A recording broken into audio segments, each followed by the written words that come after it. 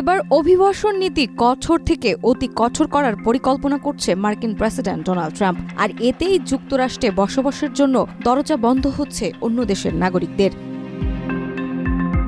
যুক্তরাষ্ট্রে বৈধ অভিবাসন নিয়ম আরও কঠোর করার পরিকল্পনা করেছে প্রেসিডেন্ট ডোনাল্ড ট্রাম্পের প্রশাসন। এই পরিকল্পনার আওতায় নাগরিকত্ব পরীক্ষাকে আরও কঠিন করা এবং উচ্চ বেতনের চাকরিদাতাদের অগ্রাধিকার দিতে H-1B ভিসা ব্যবস্থার পরিবর্তন আনার প্রস্তাব দেওয়া হয়েছে। তবে এই তথ্য জানিয়েছে যুক্তরাষ্ট্রের নাগরিকত্ব ও অভিবাসন সংস্থার পরিচালক জোসেফ অ্যাডলো। বার্তা সংস্থা আনাদুলুর এক প্রতিবেদনে বলা হয়েছে, মার্কিন সংবাদ মাধ্যম দ্য নিউ ইয়র্ক টাইমসে দেওয়া সাক্ষাৎকারে অ্যাডলো বলেন, বর্তমান নাগরিকত্ব পরীক্ষা খুবই সহজ, মুখস্থ করে পাশ করা সম্ভব। এতে প্রকৃত আইনের চেতনা প্রতিফলিত হয় না।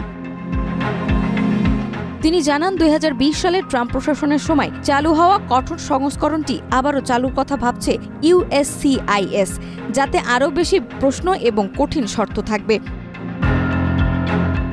H-1B ভিসা নিয়েও সংস্কারের প্রস্তাব উঠেছে। বর্তমানে প্রতি বছর 85,000-এরও বেশি পেশাজীবীকে এই ভিসা দেওয়া হয়। নতুন প্রস্তাব অনুযায়ী যারা বেশি বেতনের চাকরিতে নিযুক্ত হবেন তাদের অগ্রাধিকার দেওয়া হতে পারে। তবে বিশ্লেষকরা সতর্ক করছেন, এই পরিবর্তনের ফলে তরুণ ও উচ্চশিক্ষিত অভিবাসীরা সুযোগ হারাতে পারেন। নাজমা, মাই টিভি।